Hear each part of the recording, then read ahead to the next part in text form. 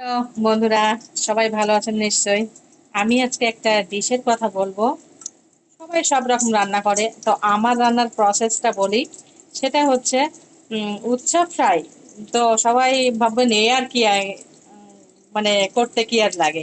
তো সবাই মনে হয় যে আমি যেমন করেছি কেউ হয়তো করে কেউ করে না। তো যারা আমার মতো করেন তারা আমাকে জানাবেন, আর যারা করেন না তারা অবশ্যই এটা করে খাবেন, দেখবেন কত ভালো লাগে। এটা হচ্ছে তেল দেওয়ার পরে একটা শুকনো লঙ্কা কেটে দিয়েছি, আর সরিষা ফোড়ন দিয়েছি। দিয়ে উচ্ছেটাকে নুন আর হলুদ মেখে রেখেছিলাম। ওই তেলটা গরম হওয়ার পরে উচ্ছেটা দিয়ে ভেজে নিয়েছি, জাস্ট এইটুকুই। এর গন্ধটা খুব সুন্দর হয় এবং খেতে খুব মজা লাগে। তো এর সঙ্গে সঙ্গে আমি দেখিয়ে দিই আজকে আমি রান্না করেছি। এটা হচ্ছে শাক আর চিংড়ি মাছ। আর এটা হচ্ছে ট্যাংরা মাছ দিয়ে আলু ঝোল। আজকে দুপুরে লাঞ্চে এটাই হবে আমাদের খাওয়া দাওয়া।